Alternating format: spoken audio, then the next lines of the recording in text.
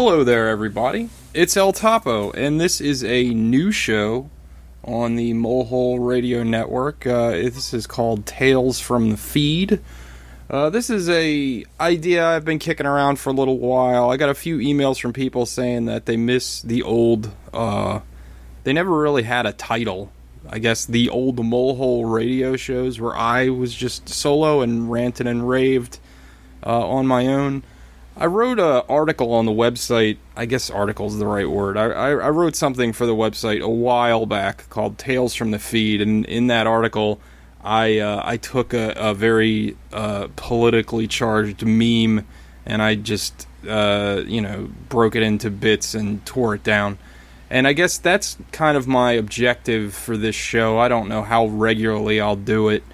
It's just basically an outlet, like everything else, an outlet for me to just get my thoughts out when I feel I need to. But I wanted to comment on things that you all see on your Facebook feeds that I see on my Facebook feeds and my Twitter feeds, even though I never check Twitter, and my various social medias. And in case you didn't know, we got a new president yesterday, technically early this morning.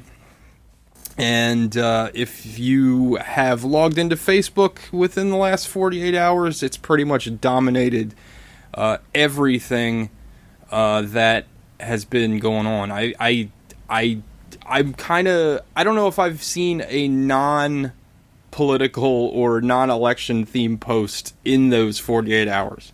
Besides a few little goofy things that I posted, because... It felt like coming up for air after being underwater for so long. It's just like you can only see so many of the same sort of posts with the same sort of canter for so long before it's just like, all right, like let me see like a goofy cat or something. I need like a Pepe meme or something to kind of act as that breath of air for me to satiate myself to continue on Facebook and the internet. So I guess I need to start off by saying that I am not a Donald Trump supporter in the slightest. In fact, for this election, I had a very hard time even voting to begin with. I guess I'll start out by saying that I went to the polls yesterday. And I voted for Clinton. I didn't really want to, but I just could not see myself voting for Trump. But honestly, I didn't have that sort of, I guess, pride is maybe sounds like a naive word to use.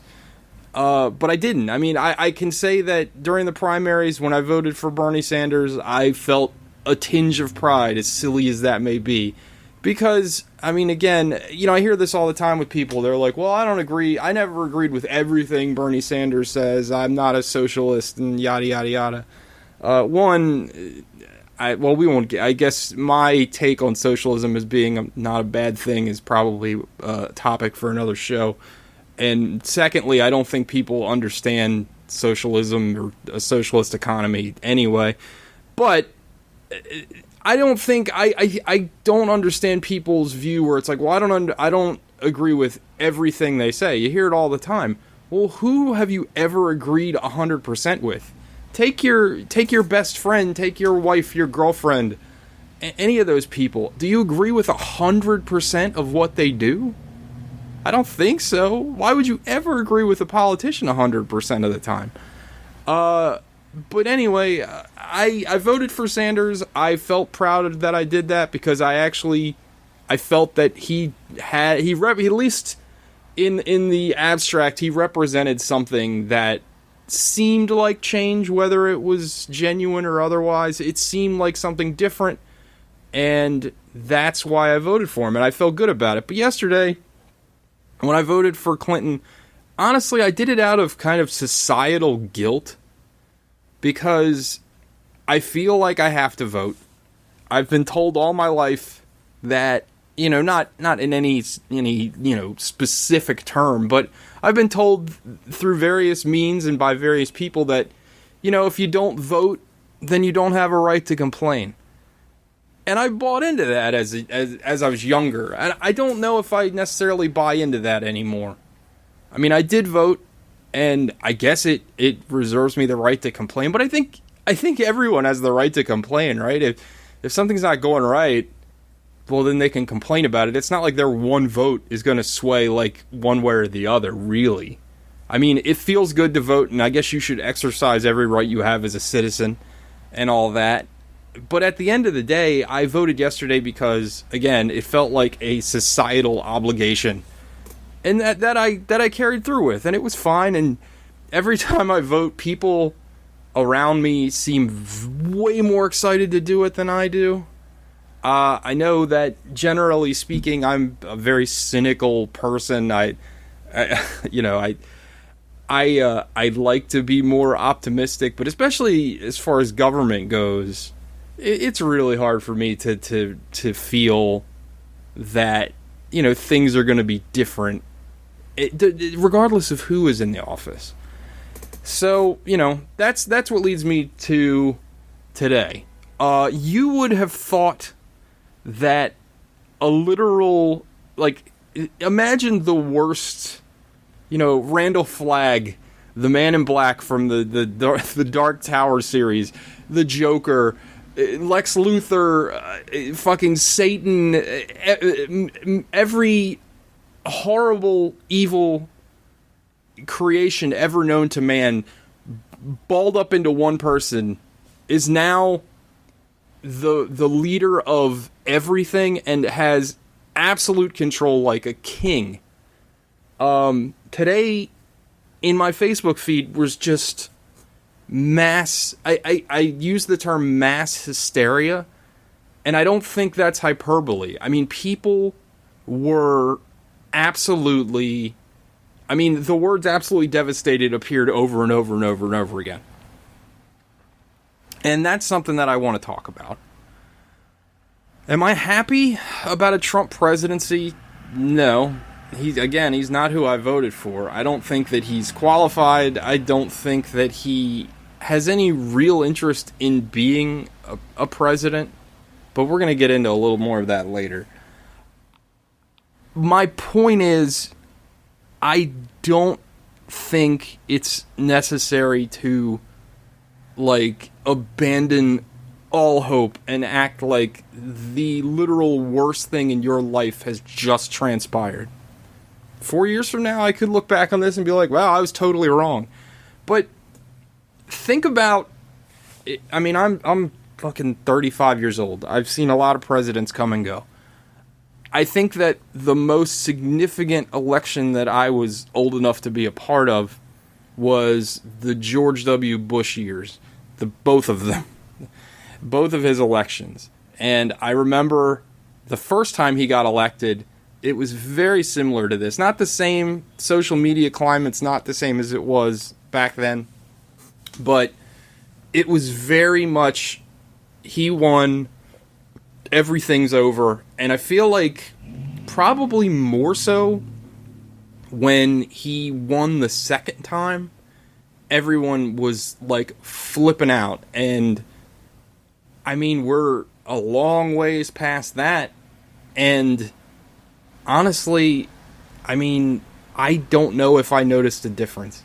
Yeah, there's some things that changed, but on a macro, things have changed. But as far as my day-to-day life, and again, I'll put it out there. I'll be honest. I'm just a fucking lower middle class white dude that lives in the suburbs. My life hasn't really changed that much. Is that part of how, where I live and my economic status or lack thereof? Perhaps. But I think that it's the same for most people. I think that people want to feel involved, and they want to feel, in a weird way, they want to feel slighted. And I think that the reality of the situation is that, by and large, the minutia of everyday working life is not that radically different. It doesn't matter who's in office. And I'm only, again, obviously I can only speak from my own experience.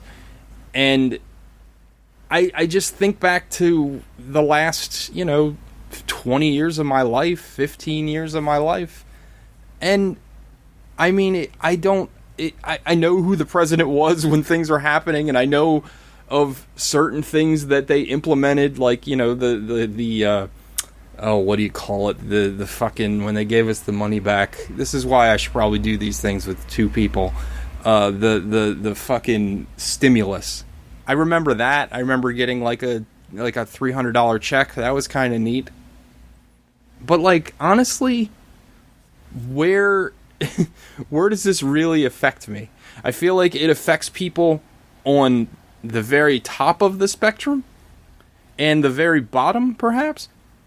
But like, if you're in the middle, I don't really see the point in panicking and saying you're going to move to Canada. By the way, if I really wish that there was a legal way that you could deport all of the whiners that were like, if he wins, I'm going to move to Canada. Because again, this is something we heard with G.W. Bush, and we heard it again with Trump, and you just sound like an idiot. You're not moving to Canada.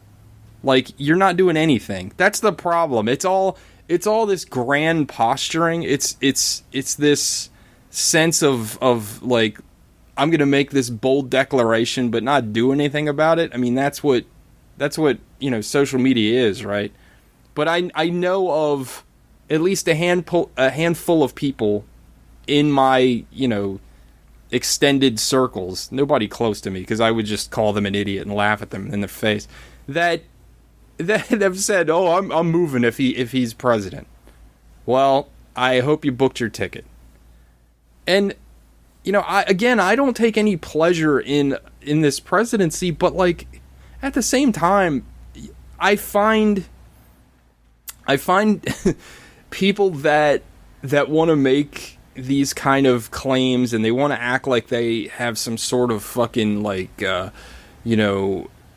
they have these rock solid like ethics, or maybe ethics isn't really the right word, but they have this bedrock of integrity. That's a better word.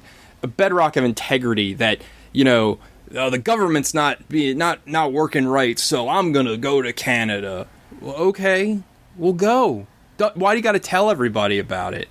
It's like the person that doesn't watch TV and they got to tell everybody about it. Just fucking do it. Things aren't working out. I don't like it here in the city, so I'm going to move. Okay. Why are you moving? It's just not really my thing. Like, just go.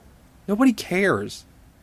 And it's this sense of everyone is so self-important, and everything is this fucking dramatic. The lights dim and the spotlight hits you on the stage, and what are you gonna do? Everything is like one of those goddamn Walking Dead video games where the dialogue stops, it looks at you, and there's a little wheel, or Mass Effect if you've played one of those, or Fallout. Use your video game analogy, insert video game that you understand. The dialogue stops, and it goes to you, and it's like, what are you gonna do? Like, everyone is fucking hinged on what your decision is gonna be, or like what you are gonna do, and realistically, you're not gonna do shit. You're just gonna live your life. You're just gonna go to work, or not go to work, like a lot of people that I know on Facebook. By the way, that's a good tangent to go off on very briefly. A lot of these people that I hear are the most upset, about this or that. These people, I'm not naming names, but many of them are what I would call people that live a sort of neo-bohemian lifestyle, and if it sounds like I'm bitter and jealous, I am, because I work way too much. I work like 50 some hours a week. I have a hard time making ends meet, and I know a lot of people that just kind of skirt by, and these are the people that seem the most vocal about how things are going downhill and this or that, and it's just like, it's the old saying, check your privilege, man. Like, is it that bad? I'm sure if Trump puts some sort of limit, or he somehow he makes some sort of tax on trust funds, then maybe you guys will be hosed. But other than that, I'm sure you'll be fine. And even then, I'm sure you'll figure something out. You'll have some other bullshit fucking way. And I'm just going off on a bitter tangent because I hate my job and my life. I don't hate my life. I just hate my job.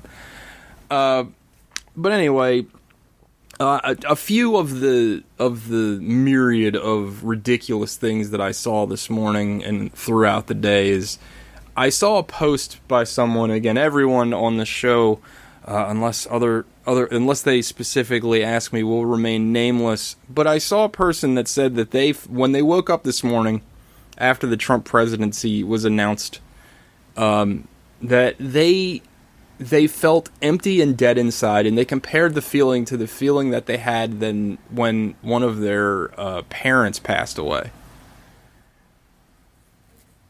And far be it for me to,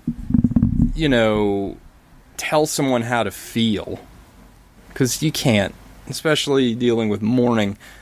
But again, you're talking about a fucking elected official that is never gonna, I doubt very highly, he's not gonna come to your door and kick your dog. He's never gonna speak your name, ever.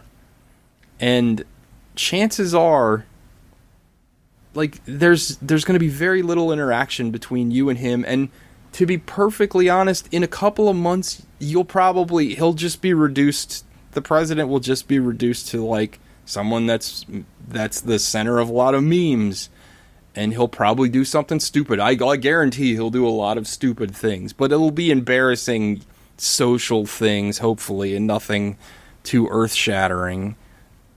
But you're gonna compare this to your parents dying? I mean, that doesn't seem distasteful to you? To anybody?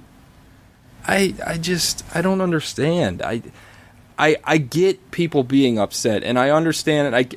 I guess as someone that decided to record his thoughts and put it on the internet, I guess it's somewhat hypocritical. But I understand that the whole purpose of social media is sort of to be the loudest voice and to say the most extreme things. Because if you just post it on Facebook, that kind of sucks. I guess we're going to have 4 years of this. Meh. No one's going to react to that. But if you say, I'm going to move to Canada, or, Trump is reminding me that my parents are dead, ? I don't know.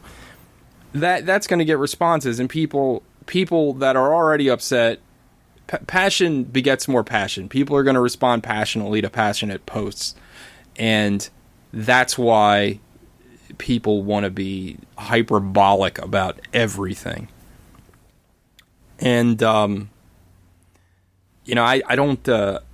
literally just sat down to do the show. I didn't really give it a lot of forethought, so I'm just going off the top of my head. So if it's a bit disjointed, I apologize.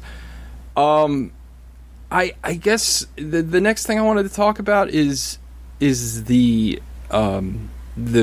coverage of this entire thing, not just from a your friends and my friends kind of scenario, that kind of coverage. The coverage by the media in this immediate aftermath, and I would consider myself a centralist. I don't really subscribe to being left or right. I think that is a problem in general. I think when you can just say all your leanings in shorthand, well, I'm a leftist, or I'm a rightist, or I'm a Democrat, or I'm a Republican, that to me is problematic. I feel like it's just it's just easier for you to go, well, yeah, I'm this, because then it's just easy. You don't have to answer any questions. Oh, I'm a conservative. What does that really mean? What do you believe? It allows people, again, to just give shorthand answers. When you say liberal to somebody, that brings up a very specific thing these days. Or if you're conservative, again, it's usually religious leaning and family values, air quotes, that kind of thing. So it's shorthand. But you can't be like, well, I'm fiscally conservative and I have, very socially progressive views, da da da da. You can't go into like all these like bullet points because first of all, like who has the time, and second, nobody really cares. Like nobody really wants to talk politics. I'm sure that all of you today had to engage in some form of political conversation with people that you probably didn't want to. I know I did, and it was awful, and I tried to avoid it as much as possible. Not because I'm some sort of fucking political know-it-all, because I'm not. It's just that there's certain things that I just don't feel, unless you're specifically asked an opinion about something, you should keep it to yourself. Again, this is hypocritical coming from somebody that's fucking recording a whole podcast about his opinion. But I mean, like in a social setting, I don't think it's appropriate to just rattle off a fucking opinion, especially in a work environment, because it's awkward and nobody wants to hear that shit anyway. But, and just like that. The media coverage, sorry. So anyway, I consider myself in the middle. But throughout this election, I listened to a lot of, I guess we would call it leftist radio.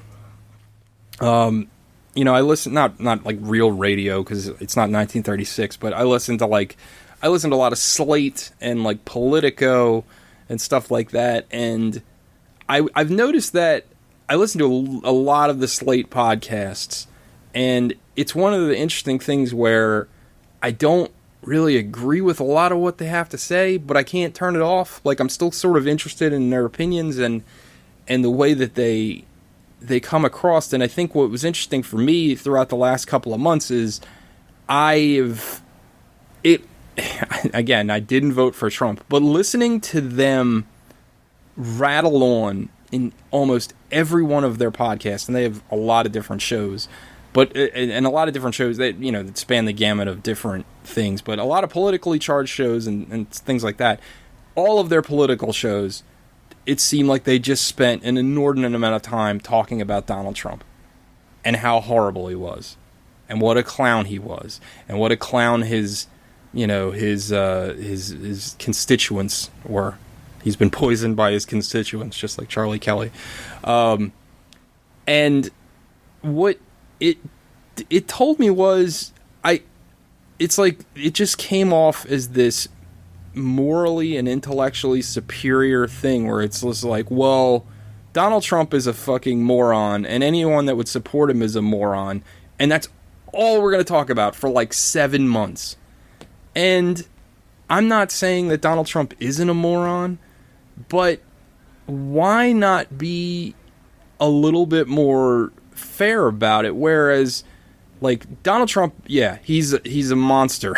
I mean, he's got a lot of problems, and he shouldn't be in this spotlight, but he is. So you should talk about him like he is. And I guess what I'm really trying to say is, throughout all of this stuff about Trump being so horrible for the last, 7 or 8 months, they almost never talked about Hillary Clinton. And this is something that I've seen glossed over so many times in, the last couple of days, is that this is, to me, the problem. You have, by and large, again, everything is slanted, right? But I feel like the most of the media outlets throughout throughout this entire election just kind of made it a foregone conclusion that Hillary Clinton was going to win, and they never, or at least the stuff that I looked at and listened to, I never got the sense that they ever really held her under a lot of scrutiny. And again, you could hear this and I could be totally wrong. I'm going off of what I heard, and I heard everything about Trump and his supporters and how terrible they were, but I never heard anyone go, why are these people so upset? Why? What is it in America that Trump is tapping into besides the catchy stuff that hits the news, like the bigots and the hate mongers? Because yeah, they're there. I'm not saying they're not there. They're definitely there.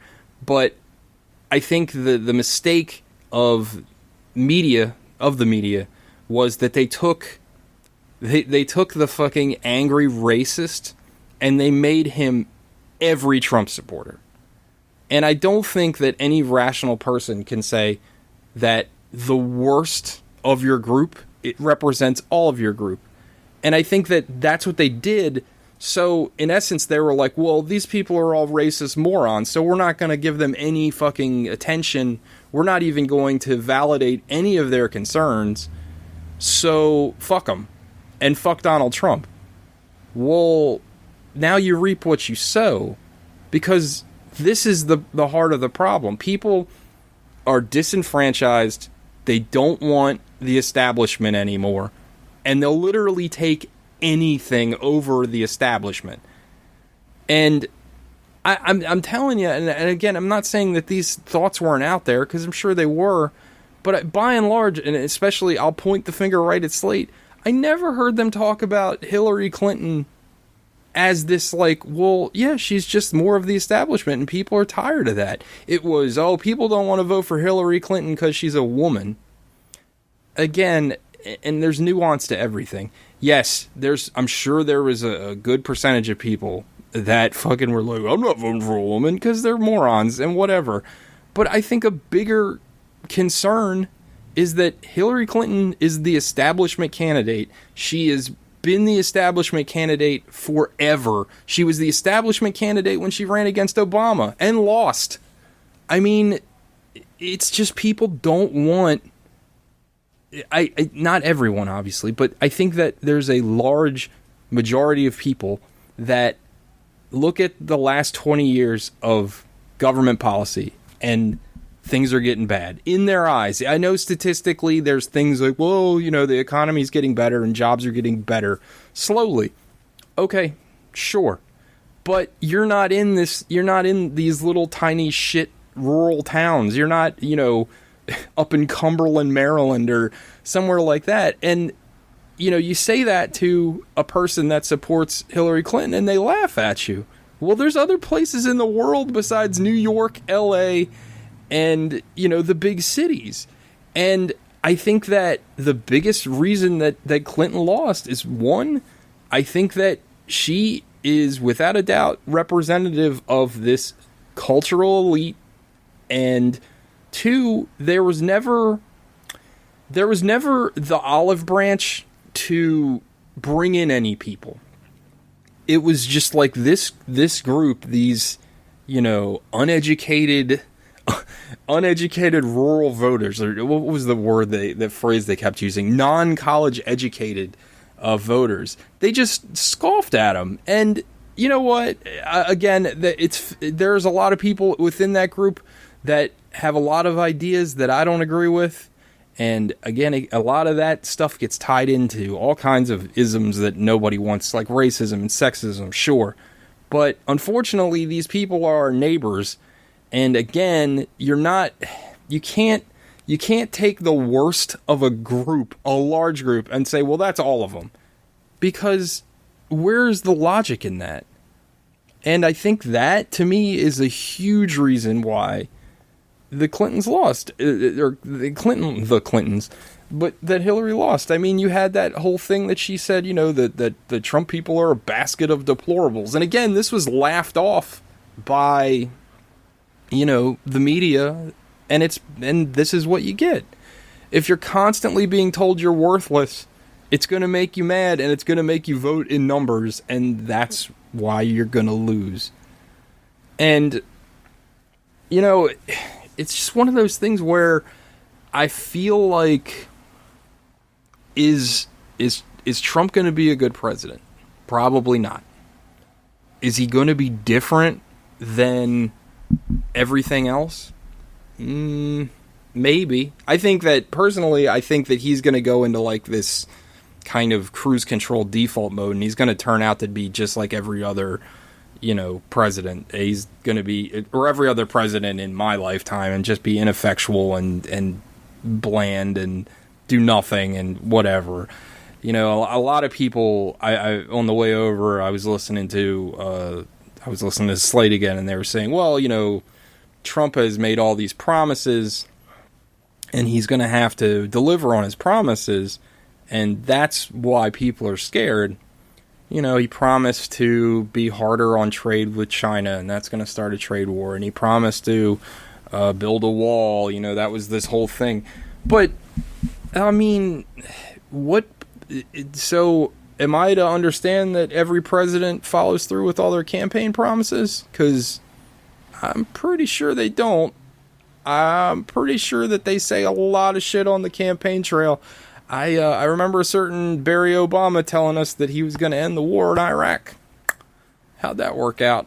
Just saying. Yeah, Trump said a lot of stupid bullshit, but I think that a lot of that was just stupid bullshit. I could be wrong. I want to be wrong. Could be wrong. Don't know. But I guess that's what I'm trying to say, is that I can understand the mindset of someone that's like, I just am so sick of politics as usual, and this brash, this brash blowhard is just such, he's like such a disruption that he's got to be different than what we got. He's got to be somebody, like, again, I don't agree with that thought process, but I understand it. I can wrap my head around why you would think that way. I just, again, and I keep hearing all of these people say, well, you know, over and over again. Well, fuck those people. Fuck the people in the South. Fuck the people that don't believe the way I believe. That's basically what it boils down to, right? Like, everyone is intelligent until they disagree with you. You know, I Cracked recently did a podcast that I really liked, where they were talking about how different language, like modifiers, and being from different regions automatically conjure up things in people and ascribe different personality types to these people. For example, you know, a lot of people wouldn't take something that a Southerner said, somebody with like a traditional like Southern accent, as being intelligent, because, you know, in every movie the Southerner, the redneck is this moron.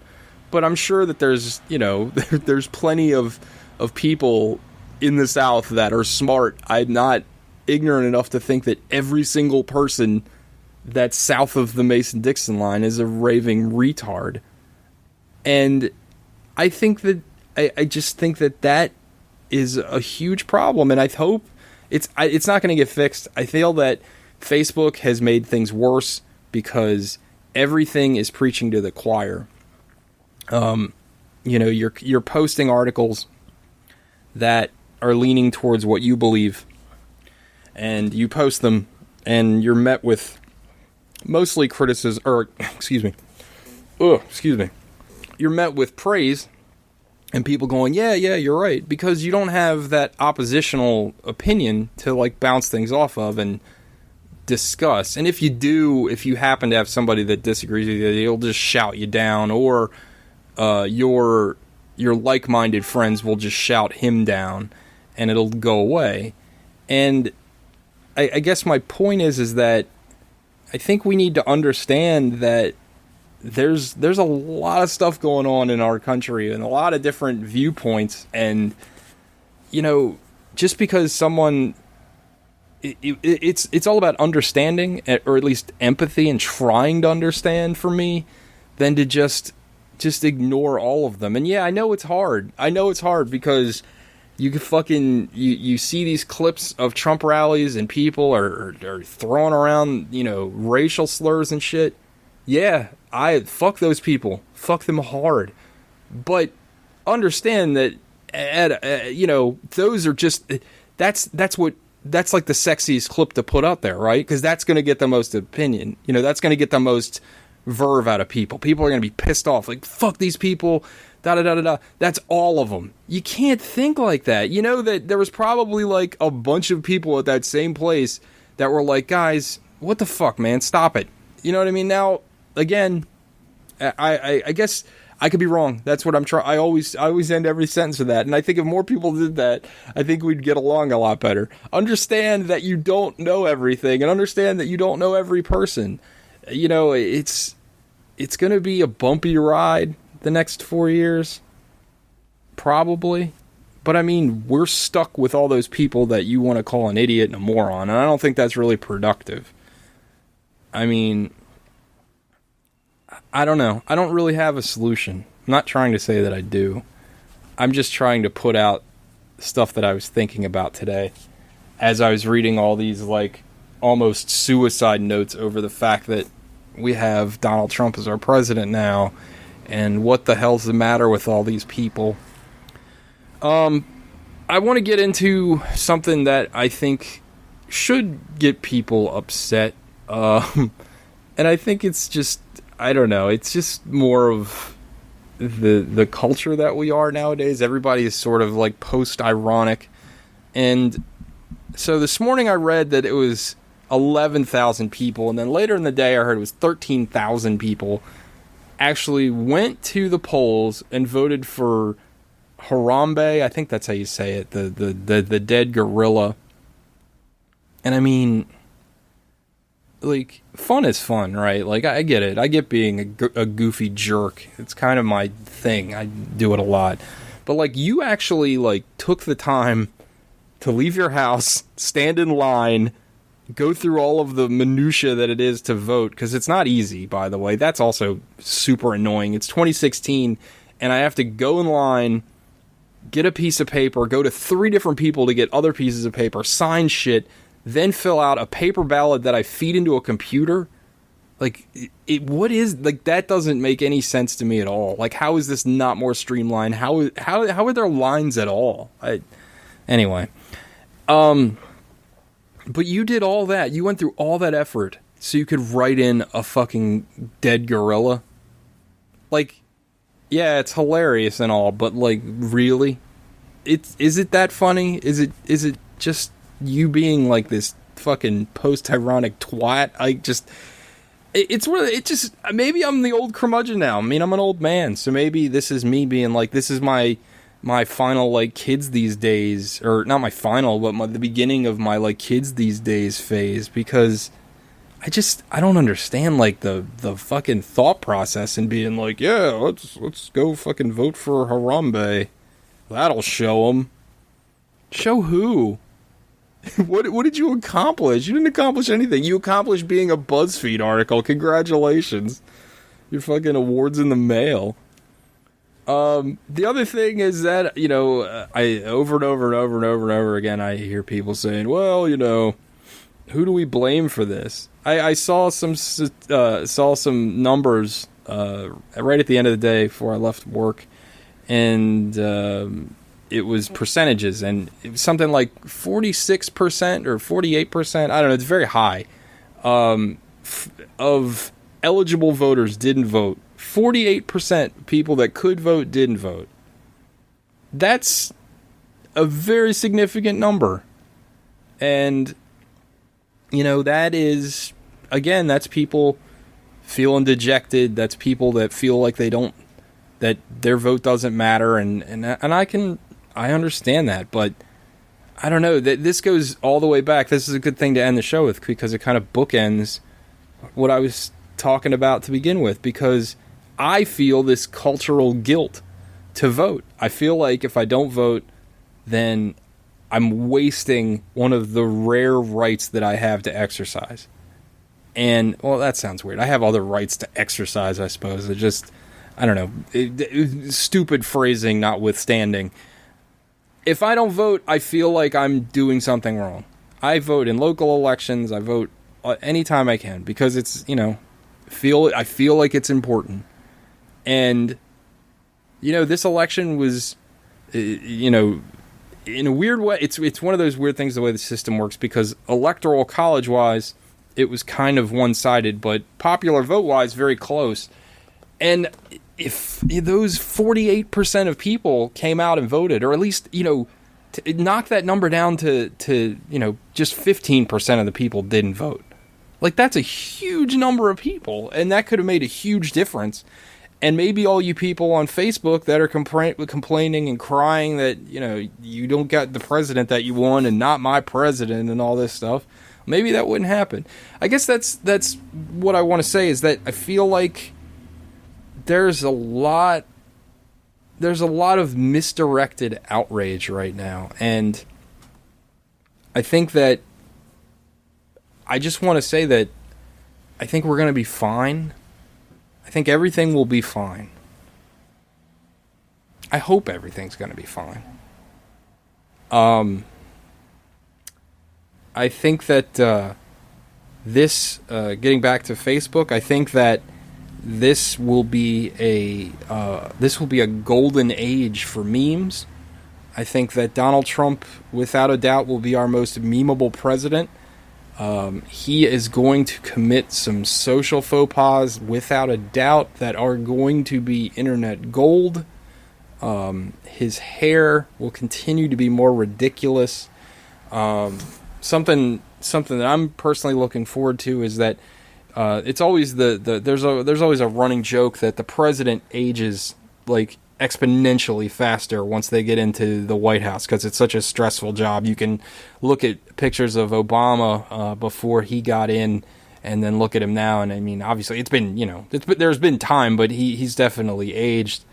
And Trump is such a weird, pile of orange sherbet now. I cannot wait to see what he looks like, when his term's done in 4 years, or God help us all, 8 years. But I just can't imagine, we're going to have, I think that one thing that I kept hearing is there any positives about the outcome of this election? And I don't know, probably not, but who knows? There's a lot of all this panic, we don't really know what's going to happen. No one does. It's all prognosticating at this point. But, and again, I apologize for being so all over the place. I don't know what's going to happen. Again, he might just be like everybody else. That's the thing. People that wanted the same old, and I guess I'm one of those people, and that are so mad now. Because, I wanted the same old, but I'm mildly angry, but I'm not, ready to move or anything. Has the government worked up to this point for you? Because I know that I go on Facebook a whole lot, and I just see people that are upset about this or that, or the ineffectiveness of the government.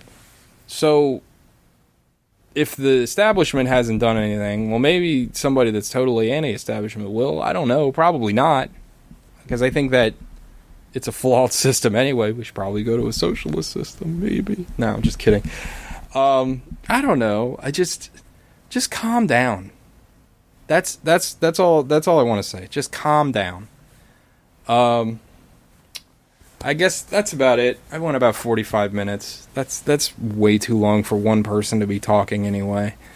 This is Tales from the Feed. I am El Topo, and again, I don't know when the next time we'll do one of these will be. I kind of just want to. This is kind of an outlet for when there's something super trendy on Facebook that needs to be talked about. If there's a big hubbub and there's lots of memes. I almost want a whole show with that fucking fire truck. But no, if there's something big on Facebook that just can't be avoided, it's something I want to talk about, because I usually have a lot of opinions on things, because I'm a blowhard. And anyway, I hope you liked the show. Let me know if you hate it or if you liked it. Share it and do all those things. Movie the podcast this week probably won't be up until Sunday or Monday, because we're not recording it till Saturday, because everybody sucks. The Flex Mentala show will be back next week. Check that out. Check everything out on molehole.radio.com. Also, I am starting to use the Molehole YouTube page again. So I'm going to upload the shows to YouTube, so if you use that little YouTube music app, you can listen to the podcast that way. Blah, blah, blah, blah, blah. I feel like as soon as I stop recording, I'm going to be like, I forgot to say this. I should have said that. I should have said that. I don't know. Anyway, thanks for listening. Talk to you later.